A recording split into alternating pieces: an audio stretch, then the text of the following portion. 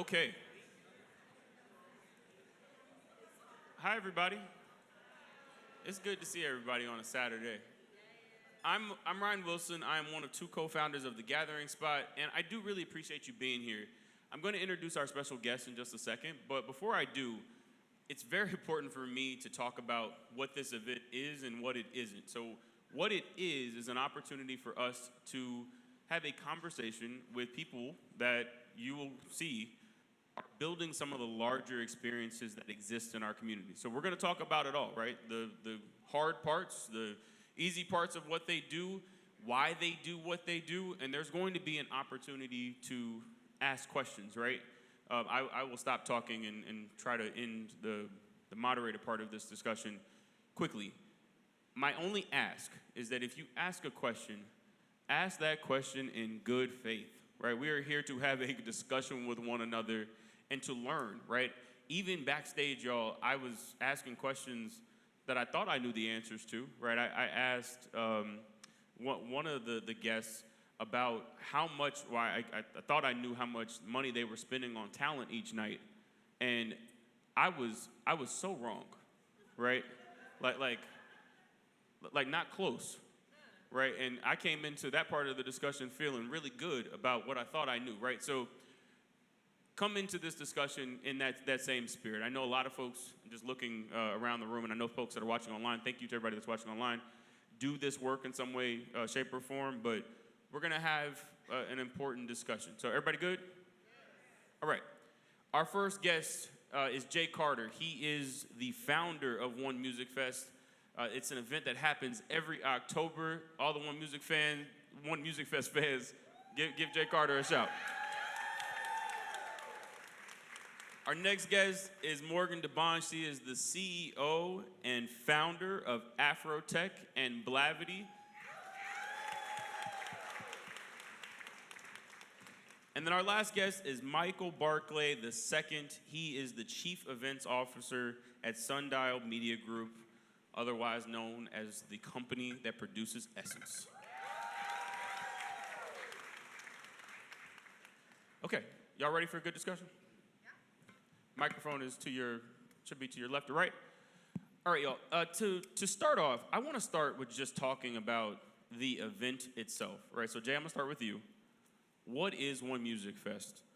When does it happen? How many people are we talking about? How many years have you been doing this? What is it? What is it? All right. One Music Fest, we are in our 17th year. I appreciate it. I appreciate it. Much to people's, I guess a lot of people don't realize this. It is the largest outdoor independently black-owned multi-stage festival in the United States, right here in Atlanta.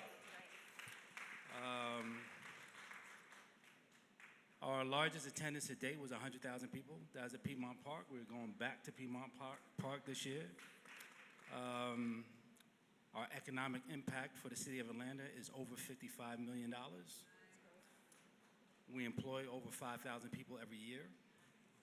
And we're looking to continue the legacy of black excellence in the city of Atlanta for hopefully 17 more years. Amazing. Tell us the dates for this year? The dates for this year? Oh, October 25th and 26th. We're releasing a lineup within a week and a half. I'm gonna let y'all know. Y'all getting it here first. And I'm gonna tell y'all right now, this, in my opinion, is our biggest lineup to date. I'll just say that. Morgan, welcome. Tell us about Afrotech and Blavity broadly. Yeah, so Afrotech is 9 years old. We'll be 10 years next year. And yes, thank you. That means I am quite old, because I started this thing a long time ago. But Afrotech, of course, is a community as well as an event. We do events all over the country. We have meetups, happy hours, etc. And then we have our big convention that is in the fall, which is October 27th. So you can stay here and then fly out to Afrotech in Houston. And it's about 40,000 professionals. So it's the largest professional conference in the country. And is that all you wanted me to say for now? Whatever you want to tell us. We employ about the same, 5,000 people, 300 companies. Economic impact is around $45 to $50 million. And these come from tourism boards. So how we get these numbers is like an independent audit that comes in and does the numbers for you. And we start planning 2 to 3 years in advance. Michael, what is Essence Fest? Well, Essence Fest is, a lot of people don't know this, it is the largest festival by per day attendance in the country, period. First off. It takes place every July 4th weekend. We just had our 31st Essence Festival of Culture this past July 4th weekend. You talk about economic impact for the city of New Orleans. Last year, we haven't got our numbers for this year yet, but last year we contributed $340 million to the economy of New Orleans and the state of Louisiana for the weekend that we were there. We are credited every year. We're bringing nearly 500,000 people to the city during the 4th of July weekend. It is a conference. It is a small business marketplace, and it is also a live concert series that takes place in the Superdome every year. So, and that's just one of the 20 plus events that we do at Sundial Media Group every year, because Sundial Media Group also owns Afropunk. So we have Afropunk in Brooklyn, Afropunk Bahia in Brazil. We are looking at Afropunk in Europe. We have BeautyCon, which takes place in LA. We have Girls United, which we do an event here in Atlanta. So we do quite a few things, Black women in Hollywood, Black women in sports. We have tons of franchises within the Sundial company of businesses. So Essence Fest is, of course, our longest standing, but we do a lot in the community, in our varied communities with these experiences.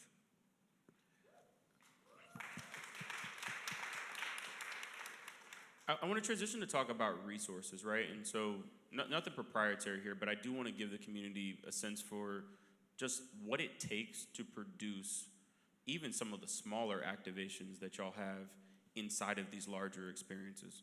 Because again, as an attendee, I don't think a lot of times we have a full appreciation. I told the community, I thought I knew how much Essence was spending per night at the concerts, and I was off by a huge million. I was off by millions, right? And I'd like semi-do this, right? But so, Michael, I'll start with you, right? When you start to think about the resources that it takes to build up to, again, even some of the smaller experiences that you're producing, give us some insight into some of those stats, right? How much are performers? What are we? Venue, security, labor, like what does it take to actually make this happen from a resource standpoint? It takes a lot, to be honest. So to your point, we have talent, we have venue costs, we have security, we have insurance. People don't really think about how event insurance has gone up, especially post-pandemic, where all of the active shooters and all the things. Like anytime you have a large gathering, you have to protect, especially a large gathering of our demographic, right, in this climate. So we always have to make sure that our people are safe and healthy and happy. So we have all of those underlying things. I like to say that, we're Essence Festival of Culture, but we're not just a festival. A lot of festivals are, on grass and they've got a stage, and we have venue fees, like huge venue fees. We have the entire convention center in New Orleans. It's 1 million square feet that we have to produce. We have the Superdome where the Saints play, where they have the Super Bowl. Like that's where we have our concert series. So those are costs that are very big and important to what we do. And I mean, the economics of this, and we were talking about this before. We can't sell enough tickets to support festival just on ticket sales. Say that one more time. We cannot sell enough tickets just to support our festival on ticket sales, especially considering our convention center, which is the most populated part of the festival, is completely free to the public. 50,000 people come through there every day. So if it wasn't for our support from our sponsors, like Coca-Cola, I see y'all in the front row, what's up, Coke? Coke has been with us for 30 out of the 31 years. If it wasn't for our support that we get from our sponsors, there's no way that we could do this and bring this to the community. And it's important for us to have those moments like the convention center that people can enjoy without having to necessarily buy a ticket. So, yeah. Similar question to Morgan and to Jay. I mean, y'all are renting huge venues, convention centers. I've heard that they go for somewhere near $1,000 for the day. What city is that? Yeah, I mean, just to give you guys a price point, lanyards. You want a cute little Afrotech lanyard with the little logo. Not the badge, just the lanyard. Just the string. I'm spending over $100,000 for everybody. Over In $100,000 lanyards? Wow. in lanyards. Literally. Then you want it printed on a cute little plastic and not paper with a little insert. I'm spending another $100,000, probably more. You want it printed on site because you changed your name or you changed your company. You want to add your pronouns. Now I got to staff everybody. Then I got to have printers on site. It keeps going. So just registration, hundreds of thousands of dollars. Just registration. Jay, you're booking talent. Give people an order of magnitude here, just in terms of like, even artists that folks don't know. What do they go for? Yeah, I won't say specific names, but say it again. Highest to lowest? What's the most you've ever spent on talent? The most on one person? On one act. Yeah. $2 million. They said, who? So, But Beyonce. So when you ask people like, who do you want to see on the lineup? They say Beyonce, Rihanna, right? Beyonce is not picking up my calls. Jay. Right? Beyonce, yeah. So didn't she just do $55 million in 4 days? Jay. Yeah. So she's on another. Hey, Jay, in another- 2023, people were saying they wanted Beyonce on our lineup, and I told my social media manager, I was like, ask them, do they got Beyonce money? Yeah. Because we ain't got. But you made a great point earlier, right? So when you take everything and bring it together, what you're paying for your artists, what you're paying for your venue, and it's different. Yeah, we're in a field with grass and open sky. You have to prepare for that. And I don't think people realize, even just laying down the flooring on grass is hundreds of thousands of dollars. Buying porta potties, hundreds of thousands of dollars. Fencing, hundreds of thousands of dollars. Security and police, hundreds of thousands of dollars. We ain't even book an act yet, right? And so, when you add the acts, when you add just the total infrastructure of trying to build something from a raw blank canvas from ground up, and as Michael stated, you want it safe as possible. Because I'll tell you straight up, one place we don't take shorts is security and police. We don't fuck around, right? So we want you to feel extra safe, right? Extra safe when you enter those gates. Like, oh, they got this thing locked up, right? So you're comfortable to celebrate your culture, celebrate your music, celebrate each other. Because these spaces aren't commonplace. And I think that's the other part that we're missing, right? You cannot find a whole lot of Afrotechs, One Music Fest, or Essence. These are institutions that do have to be protected and preserved, right? But it does take more than selling tickets, right? So at the end of the day, if it's costing me $16, $17 million to put on one music fest, your $146 ticket is not going to pay for that. So you do need the Coca-Colas. You do need the Procter & Gambles. You do need the Toyotas. You do need the support of a New Orleans or the support of an Atlanta or Georgia, right? There's a lot of financial components to make this celebration of culture whole. You went somewhere, Jay, that I really want to talk about today, which is why there are not more of these experiences across the country, right? So let's have that discussion for a second, right? There are a lot of people that I believe have aspirations to start and scale efforts like this. why do we not see more? And I guess the other side of that question is, let's double click on why is it important to preserve, right? And I look, we're all biased, right, in some way. So for anybody in the comments already, we are all biased. We would love to see these things continue. But why is it hard to get in the game and stay in the game? And Michael, I'll start back with you, and we can go all the way down. At the beginning of 2024, we saw what was called funflation, where everybody was jumping into events. It was this festival, that festival, this tour, this, that. By the time we got to 2025, half of them were gone, if not more than. And one of the biggest boundaries to entry into the live event space is that this is a cash business. Like, everything takes money right now. You can't net 60, net 270, net 3, whatever, your venue or your talent. Like, you gotta pay folks, and you gotta have the cash to be able to support it. And you have to, again, we get great support, but the revenue from these festivals oftentimes is not even recognized till months after. So to be able to even just do something like this, you gotta have the cash flow, the revenue to be able to get started, and then you gotta be able to sustain. You may do one, and you start off in a hole, and then you come back the next year, and you're in a deeper hole. By the third year, you're out of there. And so it is a very difficult game to get into if you don't have the proper financial systems and support to just even get off the ground and get started. So I think that's one of the biggest barriers to entry when it comes to cultural festivals. Festivals in general, but then cultural festivals as well, because just as anything that is related to culture, the revenue available or the resources available is already limited. So you're already fishing in a small pond. Before coming to Essence and working on this side, I was on the agency side.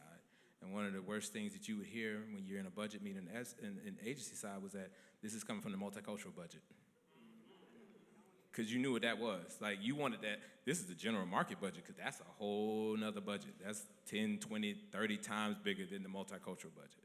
And so when you're in this cultural space, a lot of times you do have those conversations where you're already in the multicultural or cultural budget space, which is, again, minuscule when you think about the things that are spent on the other levels. So I would say the biggest thing, again, is finances. Yeah. So I agree with that as number one. Number two is scale. So just because you have 1,000 attendees, 2,000 attendees, 3,000 attendees, that's not enough for a major corporation to be interested in you. So it's kind of a step function, right? It's like you got to get to 10,000 attendees before you even become interesting and competitive. Then you've got to get to 50,000. You don't just go from 10 to 20 and think that your sponsorship revenue is going to double. That's not how it works. 10 to 50. Okay, now you got 50 to 100. Now it's like 100, 500. Okay, so that takes years to build trust within our community, to build habits within our community. One of the reasons Essence does really well, it's the same weekend every year. It is expected every year. That's why people buy tickets without the lineup. We know it's coming. It's eventually. And we love we'll y'all for that, please. Right? Same thing with Afrotech. People buy tickets to Afrotech without the lineup because they know it's coming. They know it's going to be there. So how many years can you float your cash flow? Do you get a line of credit? Do you have venture funding like me? Do you have a loan? How are you actually going to finance the cash flow if you need to book your venue 2, 3, 4 years out? You're booking your talent ideally 1 year out. You're putting down a deposit. Cash flow from ticket sales does not come until the month before because we're Black. People be coming up to Afrotech the day of. Talk about the walk-ups, yes. We make over $1 million the day of. People just buying tickets. I'm like, what were y'all doing? Did you have a hotel room? They bought their hotel room and their flight, but they didn't buy their ticket because they weren't sure if they were going to go to the event or they were just going to hang out in the city. And so I had to pay everybody before we stepped foot on that site. Right? So these are the things that you have to manage. Now, we're telling you all these things not to complain. Like, this is not, I'm very privileged to do what I do every day. It is a blessing. It's just to make us more informed consumers so that everybody can make a choice on, where feedback can be constructive to all of us. Because we listen, But it's better for me if the feedback has a little bit of data in it to be able to say, well, why don't you do this? Well, actually, she did mention that. The lanyards. Why are the lanyards paper this year? Like, because I would rather spend that extra $100,000 on a person, or I'd rather lower the ticket price, or I'd rather give it away in scholarships to students than you guys have a plastic badge versus a paper badge. And that's just a choice I'm making. Morgan, you mentioned the word feedback, right? And feedback is a lot of the reason why we're here today, y'all, right? Trying to figure out ways to have an informed conversation with one another. So, question to all of you, right? I'm assuming that you all have made mistakes over the years, building and scaling. My question, though, talk to us about how you've navigated maybe one of those moments, right? Where you took a shot at doing something. I'm assuming you felt good about it. I'm assuming you didn't wake up the morning of the experience saying, I just can't wait to give everybody a terrible time. So how did you navigate when ultimately what you took a risk trying to do didn't pan out? Again, give everybody an example of where you've been in one of these cycles where you Jay, I'll start with you, where you like took a shot and it didn't hit. Yeah. Well, we welcome it, honestly, we do. After every festival we do, we literally send out a survey to everyone that purchased a ticket. And it's a pretty lengthy survey. And we want to know everything. You know, what was your best experience? What was your worst experience? What artist you liked the best? What brand activation did you like the best? You know, what could we change? Did you feel safe? You know, was there enough food options for you, right? Were the food lines too long? How were the prices? We ask everything, right? And we take in all that data. And then we say, how do we make it better, right? So and I'm gonna go back to the other question you had that Morgan and Mike answered earlier. The concept behind when Music Fest started in 2008, I had a brand marketing company and I had a creative agency. I owned a live music venue and a club at that time. And I realized that programming for festivals were missing something, right? Essence was there, but to me at that point, that was for my mom and my dad, right? But I went to Bonnaroo, Lollapalooza. I was like, yo, it's like mad, they're having the time of their lives out here. And there was a lot of R&B and hip hop on stage, and you know, and I was like, this does not exist for black folks. So, you know, the concept came for filling a hole in cultural programming, right? And I'll be very transparent.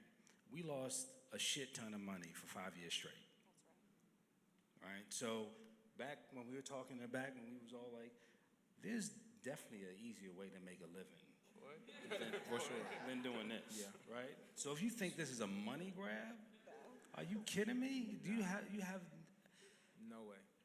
Y'all have no idea how much goes into it. So this was a passion project, 1,000%, right? And it was also a need to fill a space that is needed in programming around our culture. Because the other thing, I'm gonna lean in on this one. The other thing is, if we don't do it for ourselves, and we expect somebody else that doesn't look like us to program something for our culture for us,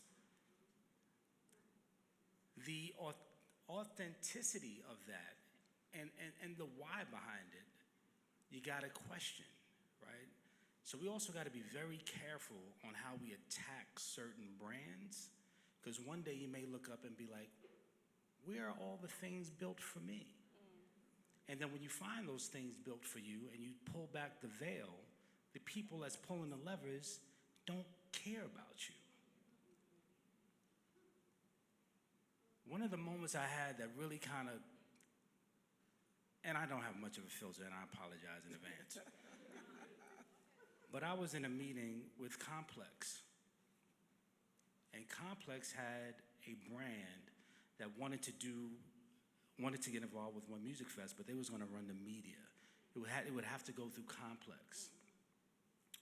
And I saw the amount of money that they were requesting this black marketing agency to run this program and how much we were gonna get for the festival, on the festival side. And then in Complex Deck, it said, we are more culturally relevant than Ebony, Essence, BET. This is what they said in the meeting, and it's in the deck. And that's when I had a mic drop moment. And I was like, hold on, y'all. This don't feel right. And the person that was pitching this didn't look like me. So what am I to do? Do I stop moving forward with OMF? Do I figure out how we build platforms for us, by us? We have to figure that stuff out, right? And I know it's so easy to just grab stuff and negativity and run with it just for impressions and likes and conversations and followers, but slow down sometimes. Slow down sometimes and peel it back a little bit and understand who's building it, the why behind it. Has it been real and true to you for decades? Essence been fighting the good fight for decades. And you're gonna take one moment and tear it down? That's ridiculous. Understand the why. And what happens when they disappear? What happens when the Afrotech disappears? So just slow down sometimes and be like, you know what, nah, I'm gonna stick up for these brands. I'm gonna run with y'all. I'm gonna take a couple of arrows in my back. Yeah.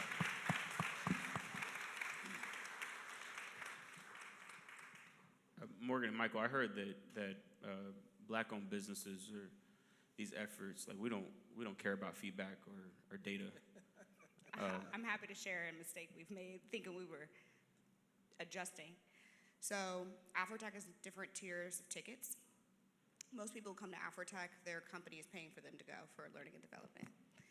And so our clients and our sponsors were saying, you don't do enough for our corporate attendees. You don't do enough for our corporate attendees. So we said, okay, no problem. We'll have a corporate-only stage. And as part of the corporate-only stage, they'll get access to some other things that other people don't get access to because that's what you guys are paying for.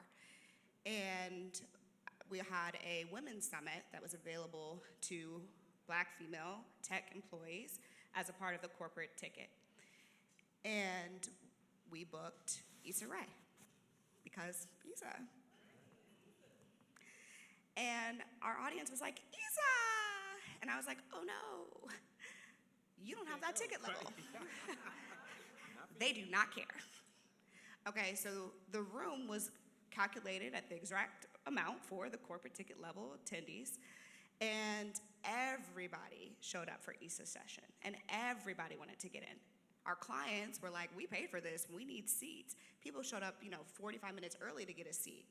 So now there's all this tension because you've got a room that's not big enough for the entire conference because it wasn't supposed to be for the entire conference. But the average ticket holder, they do not care. They're like, I paid my good personal money because a corporation didn't pay for me, and I love Issa, and I want to go to Issa Rae, right? And so it just blew up, right? Then it's like the videos and actually people have a lot of demeanor at Afrotech because it's corporate and professional, so people don't go too far, but it was just enough sauce, okay? And I was on maternity leave. I had just given birth. I gave birth the day of Afrotech 2 years ago. So I'm online. I'm like, oh my God, guys. I'm like, can you stream it into another room? Can you But it's just too much. You can't make those kind of changes at that scale last minute. So we just had to eat the feedback. And I understood where everybody was coming from, but this was also a reaction to other feedback. So sometimes there's competing audiences that we're trying to solve for. This year, I said no corporate ticket at all. We got one ticket. Okay, it's called Premiere. In the past, we've had a VIP ticket. I said, kill the VIP ticket, because everybody VIPs. So just the nomenclature and the access, these are the little nuances, and we're not gonna get it right every time. But those are the things where you can take away something and say, okay, I can't gatekeep people who are our heroes. It has to be available to everybody. And that caused causes some issues with scheduling and access and these different things, but that was a new principle that we as an operating team said, we will never do that again. We'll just never do it again.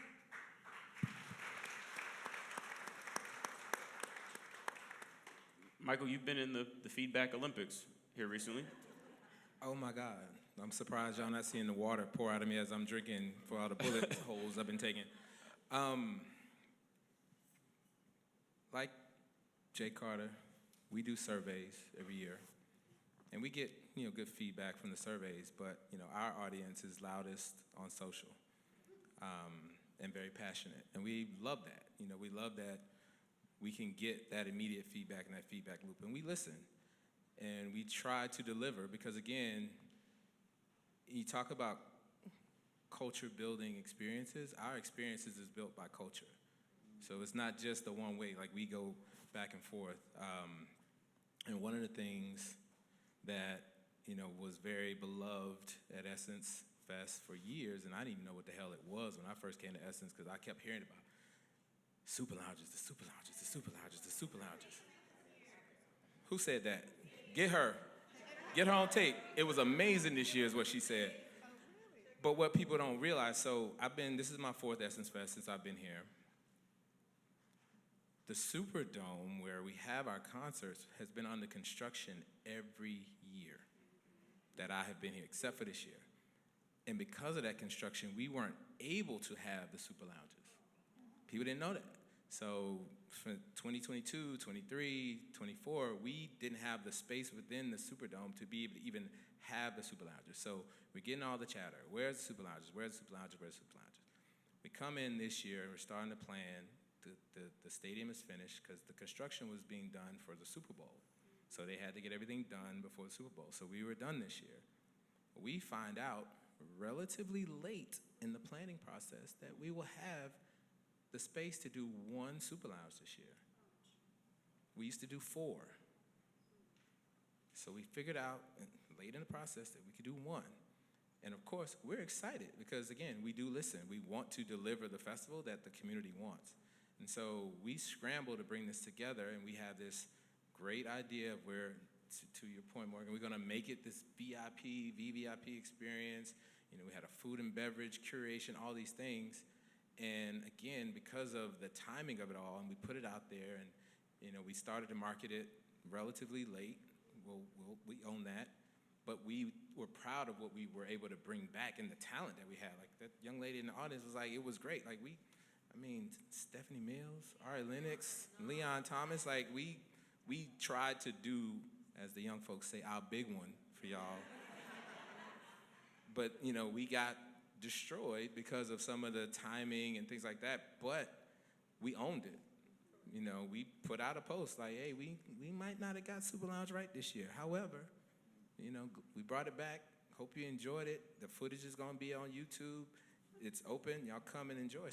But we learn. Like, we're already planning what it's going to be next year. Like, we already know what we're going to do differently. We hear you. Like, again, I love the passion. I would rather have a passionate audience, community, than somebody that doesn't care about what we're doing at all. Now, can some of the comments be a little more constructive and based in fact? I think when it gets to be complete false and, incorrect information, and to Morgan's point, like, you need to do a little bit of research to see if, what you're saying is real. But we definitely listen, and we take the feedback. And the thing I will say also about our community that I love is that they also respond in kind when they see the changes. So I'll give another one. I know I'm running over and rambling, but I got one more example from last year. So last year was our 30th birthday celebration. And again, want to do our big one with this talent, and my head of talent and community is in the audience, so shout out to Barku because y'all did your big one. But we kept getting killed in social media. Where's the lineup? Where's the lineup? Where's the lineup? Like, we couldn't post, like, our whole social media strategy had to change because no matter what we posted, where's the lineup? Where's the lineup? Where's the lineup? We posted scholarships. We giving money away to high schools in New Orleans. They was like, that is beautiful. Where's the lineup? My poor community managers was like hurt up, because that was just the public comments. The DMs were all the way crazy. And so. But Michael, where was the lineup? So we have a saying that that our chairman has imparted on us is like stay in the pocket, run the play. We had a strategy for our lineup. We had a strategy for the rollout. And we had a big one that we had in our back pocket that we wanted to drop, but we wanted to drop it at a certain point. So again, you're getting the where's the lineup. We stopped posting anything because everything was getting destroyed. We finally dropped Usher, the lineup, because again, we had posted everything else, but they still wanted to know who. When we announced Usher, the thing I've never seen before happened. Some of the internet trolls who were lighting us up actually came back and said, you know what, Usher? You know what, Essence? You good. I just went and bought my ticket. I'm like, what? I had never seen that before. People like trolls literally turned around and said, you know what, Essence, y'all, I'm sorry. Like people were apologizing to us in the comments. I'm going to buy my ticket right now. Y'all did it. Because we dropped Usher at 7 o'clock on the dot, which was also strategic. And when it dropped, we got so many apologies in the comments, and it ended up being the highest selling night in the history of Essence Festival culture. So, Nice. I'm almost hesitant to ask you one more question about the lineup, but in all seriousness, right? Take us behind the curtain, though. For folks that haven't built an experience like this before, what is the team talking about, thinking through? I'm imagining that you don't just have the full lineup ready to go and are just sitting on it for the sake of sitting on it. So like, and this is really, y'all all release talent lineups. What is going on behind the scenes, and what do we not see before the lineup is posted? What's taking y'all so long? Where's the lineup? Where's the lineup? So let's think about it. So Essence probably has about 40 different acts. We probably have a little over 50 acts that we book.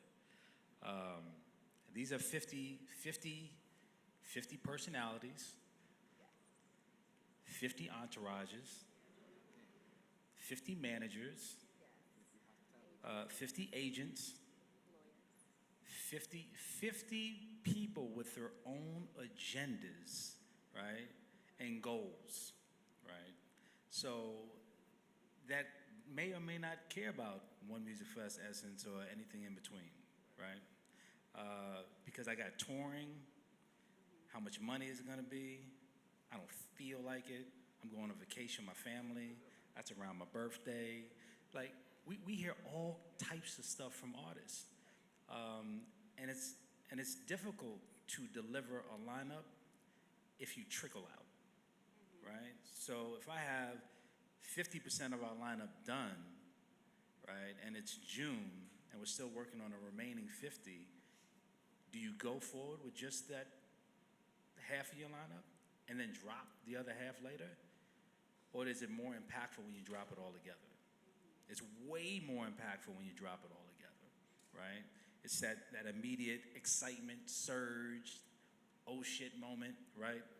So yeah, you got to deal with all that. So for people that go to live music events, I'm sure probably over the last couple of years, they've seen a lot of change in like touring, right? You've seen some tours go up, and then they get canceled and they come down, right? So what was happening like after COVID, a lot of people were rushing to get outside. A lot of artists were rushing to reclaim that money, right? So what happens if you're a Lil Baby, Jeezy, Future, Gucci, T.I., if you're a fan of all of them, and they all got a tour coming up, and it's all hitting in April, May, and June. And you gotta put some Pampers on the baby. You got bills coming. You know what I'm saying? You got your vacation that you're trying to go to. You gotta make a decision. So everybody rushed to tour. So it affected sales. It affected venues. It affected booking for festivals. So it's an entire storm that goes into that a lot of people on the outside don't see. And so creatively, in producing your lineup, it's a lot goes into it. And we're a little bit of a perfectionist on the OMF side. So even when it's done, we'll stand back and look at it for about a week and be like, it's ready. Let's go.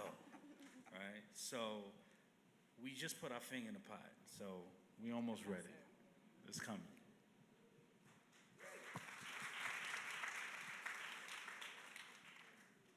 To transition the conversation a little bit, there are some folks that are probably listening right now that are like, look, y'all up here just making excuses, trying to make us feel good, feel sorry for y'all. You ultimately, you decided to have a festival, Jay. Like this is your problem, right? Michael, like, you at Essence, this is your fault. What do you say to folks, right, that have, like, you don't a lot of times get an opportunity, and we'll talk about this too, like why it's hard to engage a lot of times.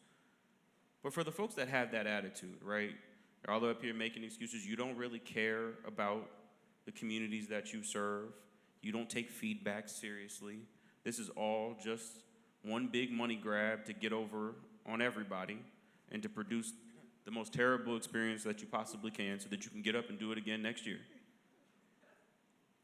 For once and hopefully for all, what is your response to that overall critique? That you ultimately, what I'm getting at is that, like, your spirit, or soul, your heart is not really in this, right? You are just kind of doing it to do it.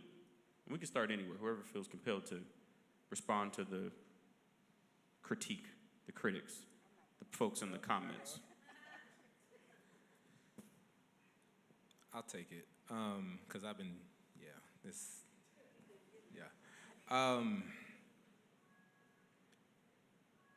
creating an experience like Essence Fest takes a lot out of us who do it. And one of the things that I tell my team, because by the time you get to Sunday, like people come to party, they're there Friday, Saturday, Sunday. We're in the market the Saturday before. We're there for a week before people even show up.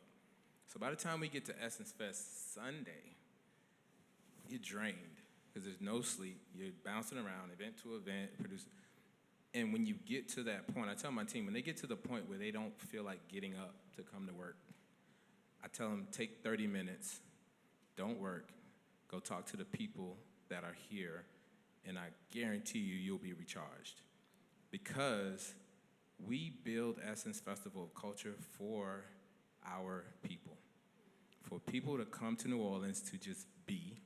You ain't gotta be black. You're black, but you don't have to be black and on guard and minority. And like, you're amongst your people, you're safe. There's so many people that's gonna compliment your outfit, your hair. Like, it's love, it's a love fest. And when you talk to the people that are there to enjoy, then you start to realize what it is that we're doing here. It's not just a job. It's not just a spreadsheet. It's not the budget. It's like you're really creating. And we all have those moments, right? Like, it was a couple years ago. The reason why I tell my team to do it, because I've had it, I've experienced it, and then I just took the first part of the morning and I walked around the convention center floor and I'm talking to the people and they're like, oh, I've been coming for 25 years. I brought my daughter this year, and I went in the marketplace and this woman, I'll never forget this woman. Well, I'm walking in the marketplace and it's this little kid, like a 3-year-old in the aisles, telling people to come to this booth. I'm like, first of all, what's this kid doing here? I don't know if we're supposed to have youngins in the marketplace. But she was promoting her big brother, who was 12, 13 years old, an author who had written a sci-fi book. And he had a booth in the marketplace. And, I'm a secret shopper, so I'm going in and like, oh, what is this? Tell me about your... And, he gave me his pitch, and it's incredible. This kid, is killing it. And so then I introduced myself, and his mom comes out from the back, and she's just telling me how proud, like, she's literally crying. I remember they're from Maryland. She's like, he could be in so many different things, but he chose to do this. And we're just so happy that you guys create this platform for him to be able to have this experience and sell the book and, the family. And that's why we do it. It's not a cash grab, because the point of Jay Carter, there's a whole lot of ways that we can make money. There's a lot of cheaper ways to make money than to do festivals. This is an expensive endeavor, for sure. So it ain't about the money.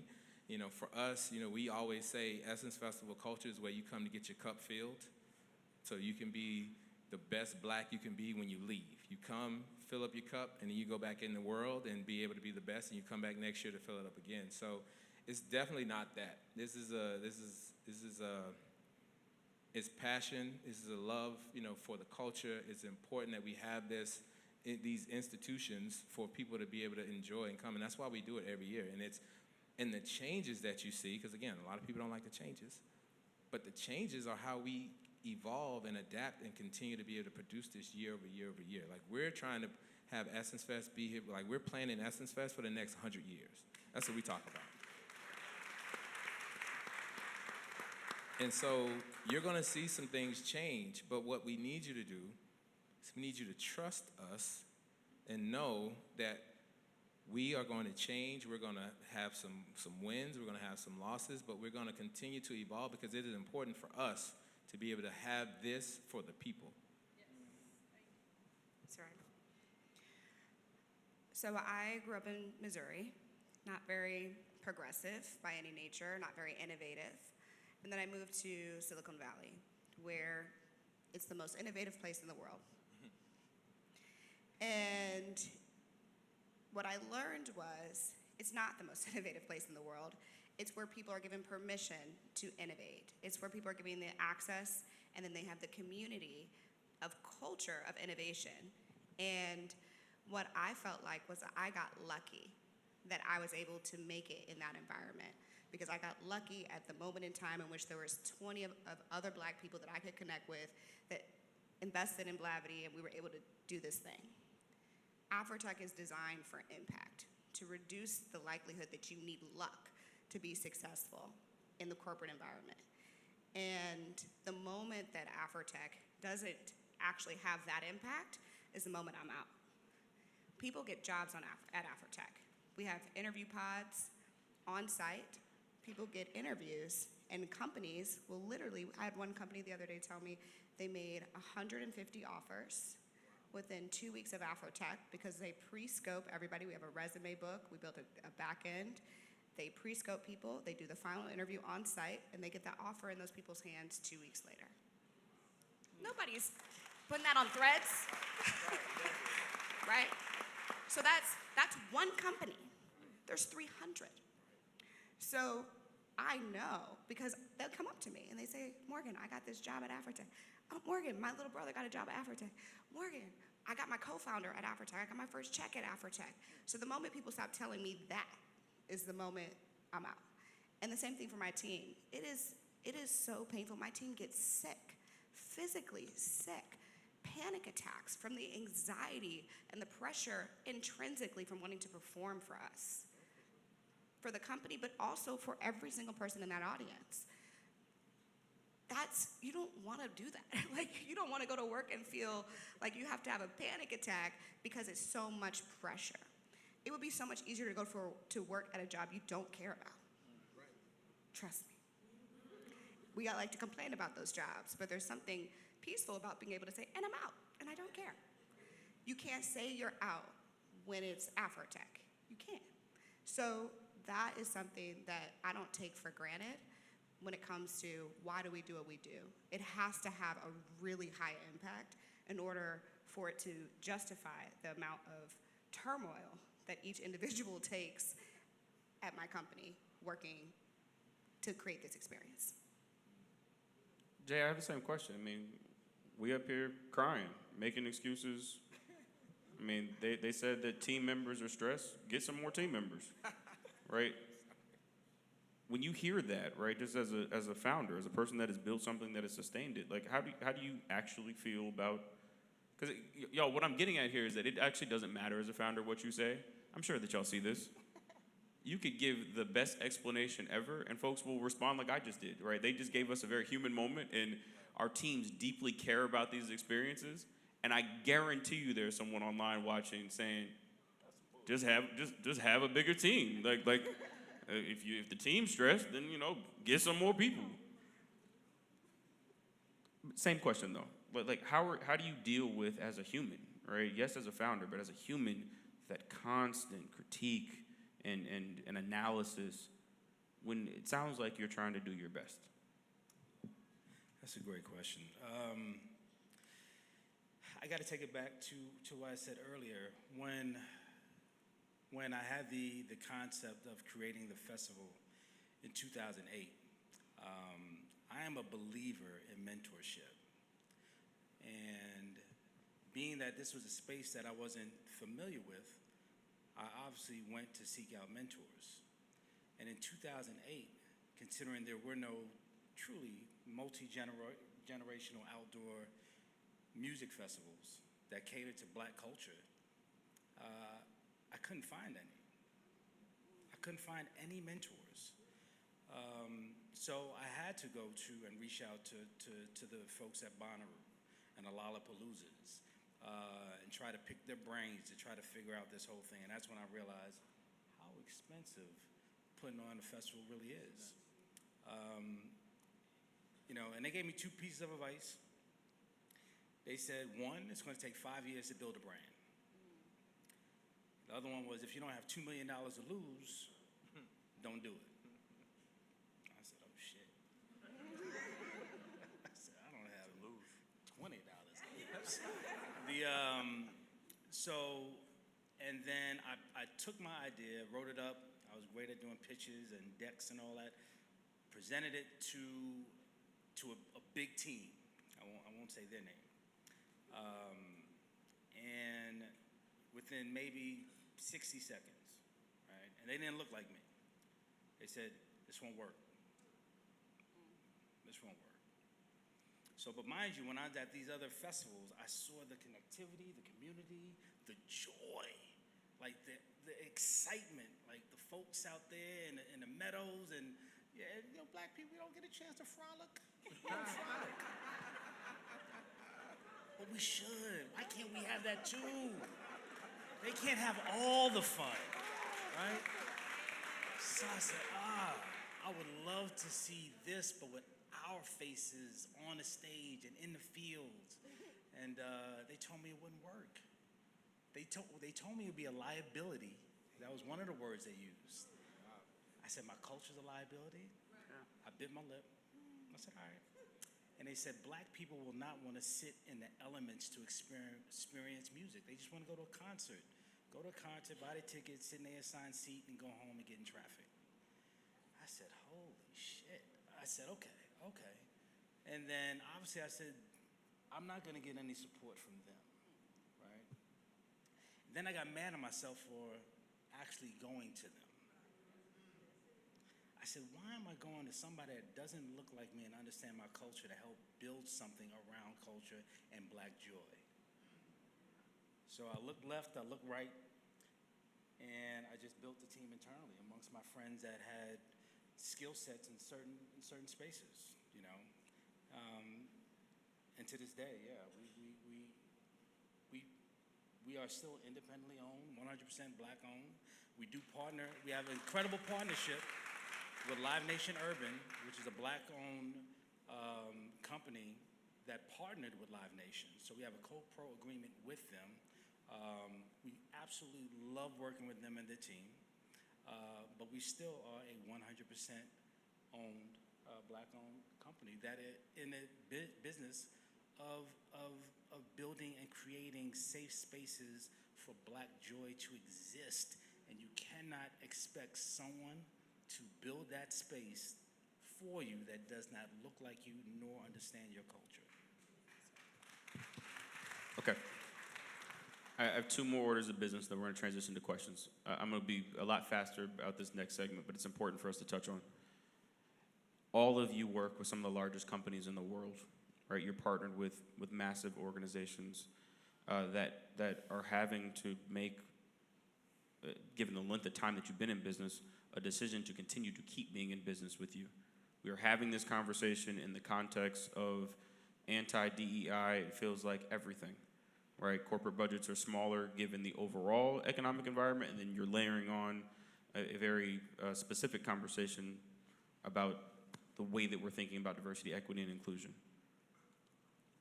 Michael said it earlier, right? But a lot of companies for better or worse, and I'm going to try not to get on a soapbox about this, but it's ridiculous to me that the largest and most consumed form of culture is our culture, yet we get the multicultural budget, which is the smaller budget, even though we're accessing the largest kind of footprint of it out there, but whatever. Working with some of these companies, talk to us a little bit about that process, right? We've talked a lot about the consumer-facing side, right? But you're spending time every day trying to convince brands to help underwrite these experiences, and they have a long list of things that are on their mind and that they need to see a return on in order to continue to be in business with you.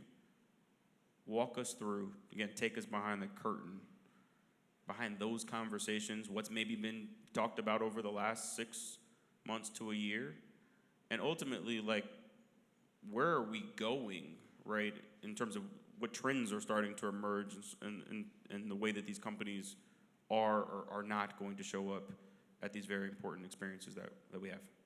I know there's a lot in there, but like, what's going on with the companies that you work with? I'm just laughing because all the heads turn this way.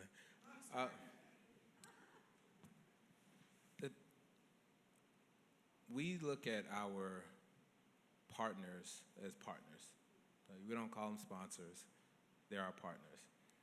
And one of the most beautiful things about the relationships that we have with our longstanding partners is, as much as, you know, we have the business relationship, right? We're delivering KPIs. We're delivering brand messaging. We have other deliverables that we are delivering for them.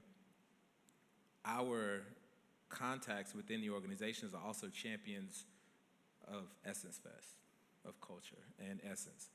So they go to bat for us inside the office of, you know, name the sponsor, right? And because, again,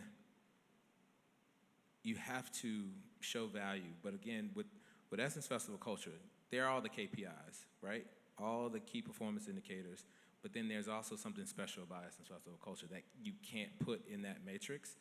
And to have great partners who understand our value, then they can go into their boardrooms and continue to get us the funding that we need to be able to create these cultural moments. That's really the magic with the partners that we have, especially our long-standing partners that have been with us for years. It's like, they are our champions as much as we're delivering for them, they're delivering for us inside.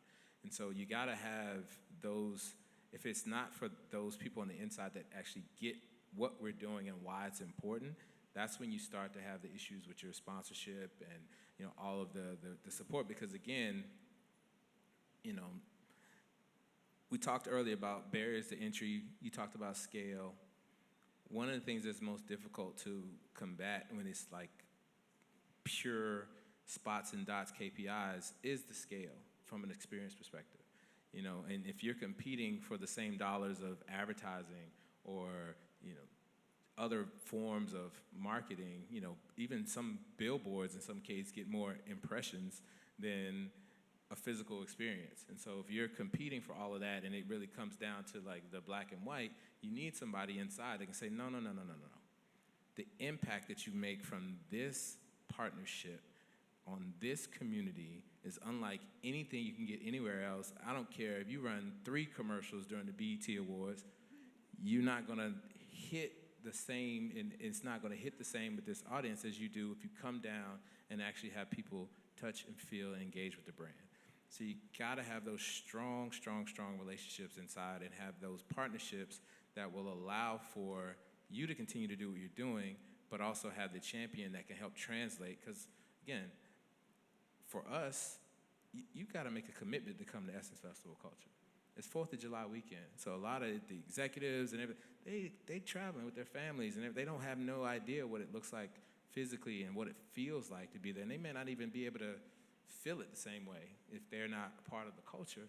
So you got to have those champions on the inside, and you really just got to cultivate those relationships. And, you know, it's a symbiotic type of relationship that we build, and we're fortunate to have some very, very strong partnerships that help us weather the storms of, you know, whether it's multicultural marketing this week, DE&I next week, you know, whatever the next name is going to be after this. You know, it's really, you need that to be able to continue these relationships. And again, we're fortunate to have it. Michael, I'm gonna push everybody here. but on this point, I think this is an important part of the conversation.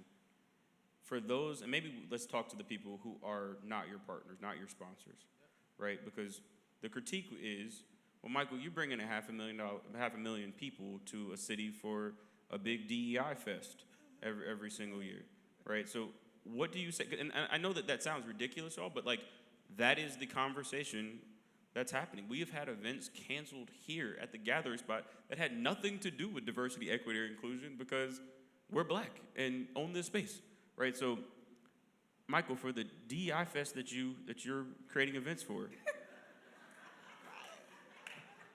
what do you say to the companies that are like, we can't and should not be a part of this experience? And this question is for everybody, but you've got a big footprint. Well, we've existed way before the D, the E, and the I came together. So first off, there's that. And to me, D and I they are initiatives in response to something. Essence Fest is a cultural movement that's been here for 31 years and is going to be here for the next 100+ years. So it's kind of silly, honestly, to put us in the D&I bucket because that's not us. Now, if you want to say it's a multicultural marketing play, okay, because our audience is predominantly black. If you want to say it's a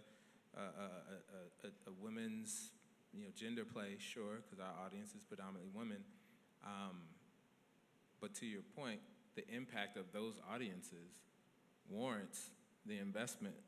When you talk about consumer behavior, influence, we should be getting the lion's share of your budgets because what comes into Essence Fest and what goes out is going to be more impactful than some of the other things that you may be more comfortable with or more used to. And again, diversity, equity, and inclusion for a black-owned festival in one of the blackest cities in the country, I don't even think it makes sense to even put us in that category, so. Yeah. Thank you. Morgan, same question to you. Afro Tech, you definitely got the... It's in the name. No way around that one. Someone's like, you need to change your name? I was like, you're kidding, right? Absolutely not. Afrotech Fight's a different fight. These are entertainment events. In some ways, Afrotech is a little bit different. So we have 3 different fights we're fighting. One is talent acquisition. You need less people to run a company 5 years from now than you need today because of AI agents. That's just happening everywhere. So if you need to hire less people, then you're going to not spend as much money on talent acquisition. You're not going to have as big of HR teams. You're not going to have all these things, right? So that's one thing that we have to manage. That's a fact. That's not black, white. That is green, blue. Doesn't matter, okay? The second thing that we're fighting is DEI is a politicized term right now. So we actually partnered with our clients because I said, do you actually not care? Or do you need to have the perception of not caring? And they were honest with us. They were like, we care. We also have our jobs. So there's kind of this narrative that like a lot of black people are losing their jobs. And what I have seen with our clients is that they are renaming their jobs. Belonging, inclusive innovation, like whatever. Okay, it's a really long list of creative names that say the same thing, which is we care about consumers and we care about the bottom line. If you care about top line and bottom line, you have to care about multicultural consumers because we will be the new majority in 5 seconds. And these companies are trying to grow. And so we are also the biggest growth driver at the top line for them. So you can't not care. I'm gonna go ahead and say the Targets of the world, they have to still care. Whether they can say they care or not, those are 2 different things, right? So we have adjusted our language. We have always been incredibly inclusive at Afrotech. If you've looked at our lineup, we've always had a variety of faces and races on stage. This year, we have a variety of races and faces on stage. And so we just make sure that we have the evidence to back up the 10+ years of doing what's best for the technologists in the room, not just doing what's best for the DE&I. I don't think we've even had a chief diversity officer on Afrotech stage. It's almost always a technologist, head of product, CEOs, etc. Then the third thing that we're fighting is we're in a really tough economic environment. So all of our clients are asking for more and giving us less. So they're saying, because it's tight, they already had to fight to continue to sponsor Afrotech or Blavity Fest or whatever. So they're like, look, I have to have an ROI this year. And I have to show it. It can't just be good vibes like it's been in previous year. It can't just be belonging. No. No. So there's some clients where I'm like, look, I will actually lose money implementing all the things you need me to implement for you to track the return on investment that you're giving me. So it's not a good fit for us this year. I'm turning away top line because it's impacting my bottom line. And that's really tough. That's tough for my team. It's tough for my sales team who gets paid on top line. It's tough for my logistics team when they're like, well, maybe we could do it. Maybe we could sit here. I've got one client right now who's like, I need to know every single person who's sitting in the room for the moment that we're sitting on stage.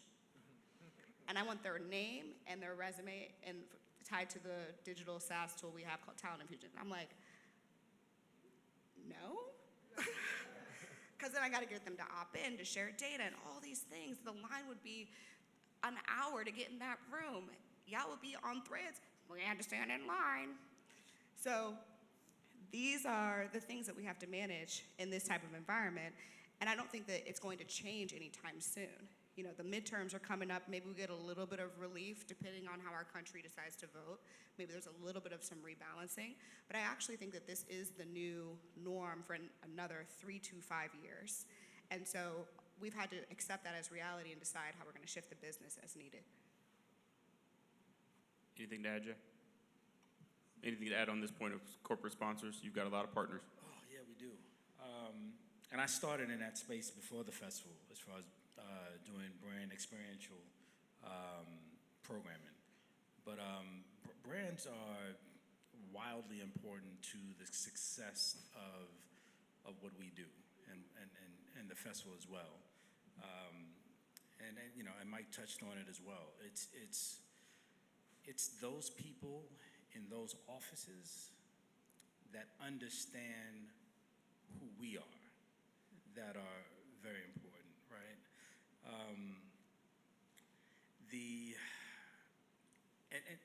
And while we also try to over-deliver to our consumers, we always try to over-deliver to our sponsors, our partners.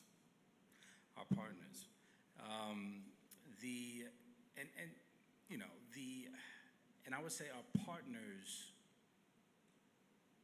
I'm not even gonna say our partners, I'm gonna say everyone. Everyone knows the heartbeat behind trends, behind, and when I say culture, I'm not just talking about Black culture, let's just say American culture as well, right? Entertainment, right? It is Black culture, right? Black culture is the #1 export of America. The #1 export of America, right? And they have figured out a way to take our culture, right, repackage it, and then sell it right back to us. Yeah. Oh, you want the sports edition for your car? You want the entertainment package for your car? We've been putting TVs and spinners and fat tires on our cars. Right, yeah, we was ghetto when we was doing it. But now that's an upgrade, right? So when it comes to music, when it comes to fashion, when it comes to trends, when it comes to TikTok, when it comes to Black Twitterverse, right? That is a thing, and brands understand that. They get it, right? If they need something to go, oh, we can push the button and let it go, right? So being a part of that conversation, being a part of that community, being an authentic brand that can play and live within our community is very, very important. They get it. And when we decide to turn our backs on a brand, oh, they feel it. And when we decide to support a brand, they feel it, right? So it's a very tricky game. And yes, it is it's very political right now. And because we do have relationships, the folks on the stage have relationships with brands. Believe me, you know, when things went down with Target, I called my brother over there. What's going on? You good? Talk to me.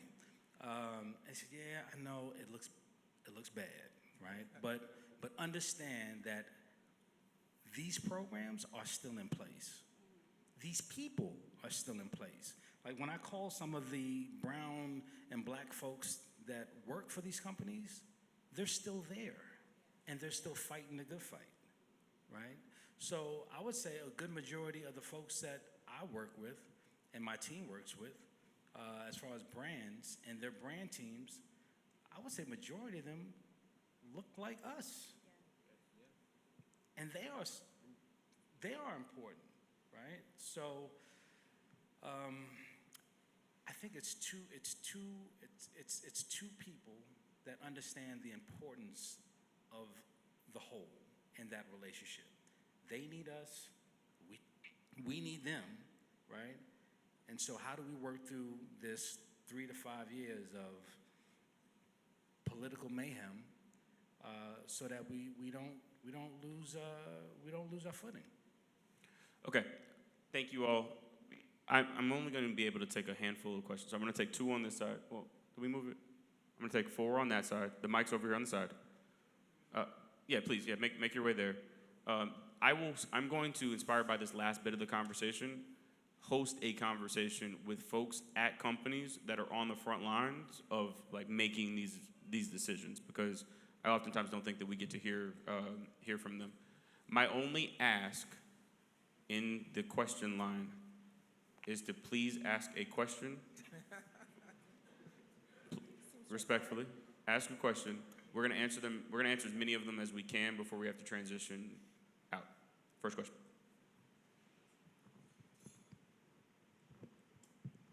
Okay, hello, my name is Kiera. Thank you all for your value. Your expertise today is much appreciated. I heard some consistent themes throughout the conversation this morning. In particular, for me, something that's resonated was 5 years to even build the brand, at least 10,000 people at your events consistently before you can even consider partnerships, sponsorships. And so my question would be, what does somebody starting from the ground up, what would year 1 look like in a practical sense? Start small.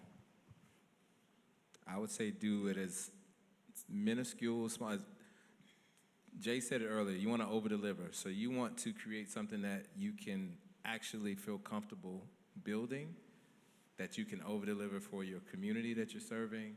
If you have any partners or sponsors, which if you can get them in year 1, God bless you, because that's very difficult to do.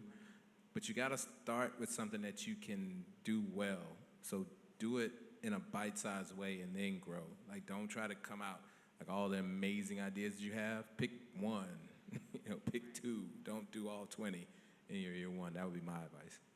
Yeah, I would say make sure you have community. Like, you can have an event but no community, you're not gonna be successful. If you have community and then you do an event, you might make it. So make sure your community, which is much cheaper to build because you can do it online, is big, and they're obsessed, and they're like, those are your people, And so if you say move, they will move. That's number 1. And number 2 is make sure that your ticket sales in the beginning can cover the cost of your event. So if your ticket sales cover the cost of your event, you get a sponsor, profitable. If your ticket sales cover the cost of the event, break even. We'll take it. Yep, ditto on all that. But yeah, start small. Understand your community. Understand your audience. Like, who are you speaking with, right? And so for that first event, empower them. Like, that is your army now, right? Do right by them. Take care of them. I don't care if 20 people show up. Still do a survey, right? Make sure that they bring 2 people next time, and so forth and so on. But again, understand your audience, who you're speaking with, and for those early adopters, they are your family. That is your real, true life core focus group, right? And if they had a great time, again, have them bring 2 people with them next time and build from there. Thank you. All right, thank you guys again for coming out, sharing some great information. Got my notes app full. My name is James, and my question is around, it's kind of a 2-parter. So firstly, where do you believe the line is of cultural responsibility of the events you produce compared to the event's core purpose? For example, a music festival compared to the cultural impact and responsibility that you guys have?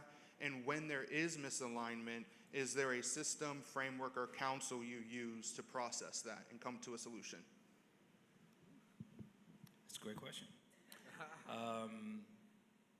So yes, right? So I believe in, if you have a voice and you have a platform, you almost have an obligation to use it for greater good. So we donate hundreds of thousands of dollars to HBCUs, right? We do give back. I went to FAMU, right? And so I believe in giving back, regardless of how messed up the registrar office and financial aid was for me, right? I know their purpose, and I know the reason for their being, right? So we used our stage for Michelle Obama. We use our stage for Stacey Abrams. We use our stage for Andre Dickens, right? We're not scared to get political, right? We need to let our community know that we're rolling with them and we stand with them. And we're down to pull up our sleeves and get our hands a little dirty and get a little messy and push the culture forward. Your second part of the question was? Yeah, so when there's a misalignment between, let's say, the cultural or social impact you have versus the real business operation side of it, do you have a framework or a system or counsel that you use to process and come to a solution? And that's more open to any of the panelists. You want to do that, Yeah. Morgan? We're a for-profit company. We're not a 501c3. We were giving away so much money. My board said, Morgan? And I was like, yes? Where's that nonprofit that you'd been talking about? So we actually built Blavity.org. It's a board of me and my other two co-founders. And so we actually have a system and a framework, to your point, of impact within the company. We add things like all of our employees per quarter get one volunteer day that they get paid off to go volunteer wherever they want, right? So we build it into the infrastructure of our company that impact is a part of what we do, so that it's, regardless of what's happening on the profit side, it is already a part of who we are. Well, one, I don't think there can be misalignment if your mission is aligned with cultural objectives, right? To the point of being a for-profit, we are a for-profit as well. We have a saying in the company, the revolution must be financed. And that's how. And so, one of our biggest objectives and core beliefs is that we're creating the infrastructure for Black economic empowerment. And so everything that we do has that at its core, which is why we have our small business marketplaces at Essence Festival, where some people come to Essence Fest and make their year at SoCo Market. So it's always in alignment because we are creating what we know from listening and experiencing what the culture needs. And so, it's very rare that we get out of alignment. Thank you. No, I'm just the moderator. We're gonna have to move to one question, one answer, just for the sake of time. I'm sorry. But next question. How y'all doing? My name is Ian, founder of the sneaker brand Ordinary Odds. I want to thank Morgan and Michael. I've had the opportunity to showcase my brand at the last two Blavity Fest and then Essence Fest a few weeks ago, and the level of support and the credibility gained for a small business owner has just been amazing. So I just want to thank y'all for that. Second, in terms of my question, what innovations are you all most excited about when it comes to just the overall concept of having an experiential event at that level?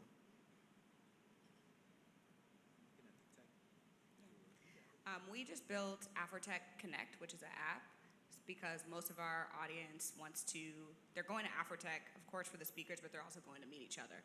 So we're just making that easier. It should come out next month. Our app has always been shit. That's one of the feedback we get every year for a tech conference. It's really bad. I love my team so much. I love you guys. Because it's hard to build at scale. They crash, all types of stuff. But this year, we spent hundreds of thousands of dollars getting it right. And so I really look forward to Afrotech community being more center as opposed to it being a kind of tops down, you know, people, speakers up here and you all down here kind of relationship. Thank you. Angela. Hi. How you doing? I'm Angela Watts. I'm the founder of Atlanta Fashion Week. And so I specifically want to speak to Jay. He's a good friend of mine. But I want to know, at what turning point, financially and mentally, did you decide or have the confidence to leave your full-time work to focus mainly on the event for One Music Fest? Because I'm at that point.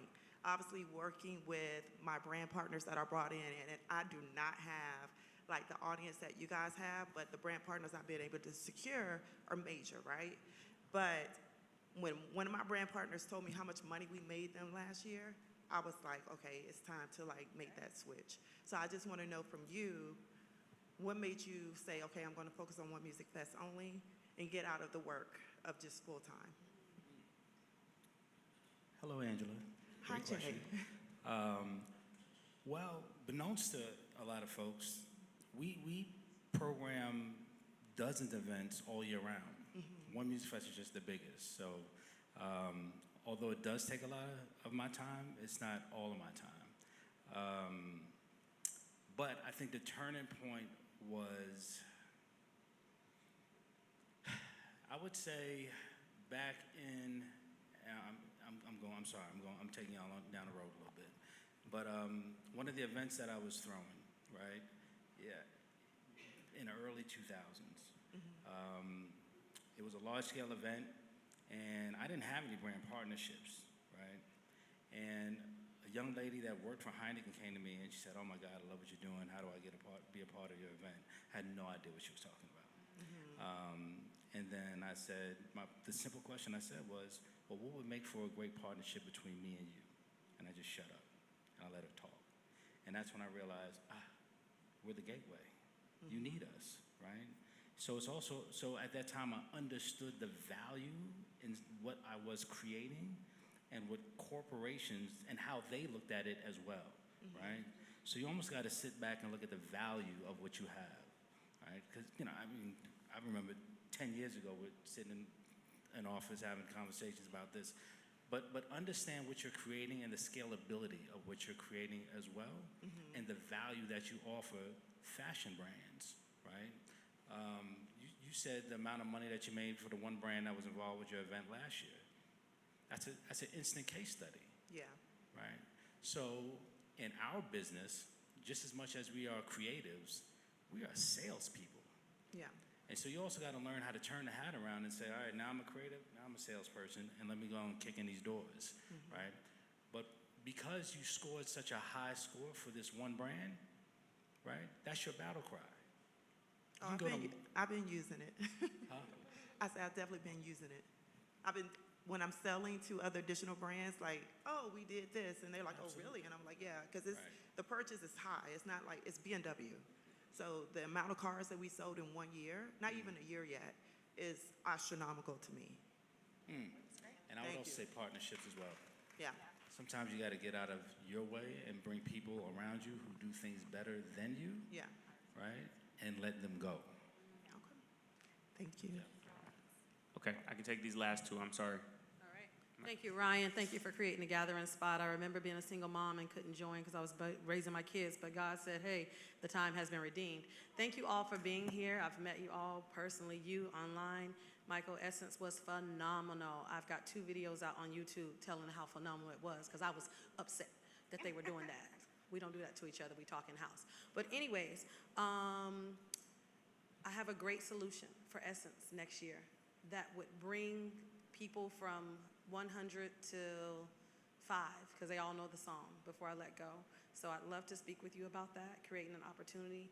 How can I create value for you, which I just learned from Jay, and in that partnership. And I have Make Your Dreams Come True is my brand, and my goal is to help our people and all people, because I'm diverse and inclusive, that you can make your dreams come true no matter what, and that you can drive. If you're LeBron, 14, living in a hotel with a mom on crack, you can be a billionaire. So connect with me, and I'll connect with you, and I love being a member of Gathering Spot. Thank you. We appreciate you. Thank you. Thank you. Hello, I have really enjoyed this, so thank you all for hosting. My name is Brittany Morton, and I am the founder of Saved in the City. We are a faith-based lifestyle brand for women. We create experiences and resources to help them grow in their faith. I started this community 14 years ago, just upstairs at my HBCU. I realized that there was a gap between cultural relevance for the Black traditional faith experience. So for the last 10 plus years, we were hosting like a women's conference. But when the pandemic hit and I moved to Atlanta from Alabama, I recognized that we needed to pivot what we were doing to be more relevant. And so we've evolved what we're doing now to something called CityCon. And this is our second year hosting it in Atlanta. We're hosting it at Gas South. My question is, we have a very unique opportunity because it's faith-based, and it is, we're pivoting from something we've been doing for over a decade. And so we have a strong base, but we're looking to kind of redefine what we've been doing with the new audience in Atlanta, but bring in the ladies that have been a part of our community. So I've gotten a lot of insight, but just wanted to know if there's anything that I can help prioritize that you all would suggest with the unique opportunity that we currently have to grow and scale the vision. I was about to say, are we trying to make money, to get bigger? What's your KPI? So I realized today I've been just doing because I feel it and it's great and I love impacting people. But now that listening to you all, I'm like, oh my gosh, I need to know all the numbers. I need to know statistics like what the brother just shared with like our KPIs and all of that. So I recognize that's something that I definitely need to be more intentional about. So I guess that answered my question. I think you already know what you need to do, right? I mean, a lot of us have passion projects and hobbies, but you're trying to turn your hobby and your passion into a business. Yeah. You know, so you have to treat it like one. And if you were the CEO of a business, what would you expect to do? What would you expect from the person who is bringing you this idea? You have to just go back and dialogue. Luckily, ChatGPT can be the person you go in dialogue with these days. But you already know. Got it. You know what you need to do to take it seriously if you want to convert this community that you've built and this impact that you have into something that is sustainable. Got it. I'll work on it. Thank you. All right, to our panelists, thank you so much. We appreciate y'all. Thank you for the work that you do, the heart that you put into it. Everybody, go to this stuff, protect this stuff. We have to buy these tickets right now, early.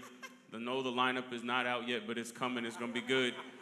Please, and these are not all of the experiences that exist in our community. I know that we know that, right? We have many friends that are part of this ecosystem.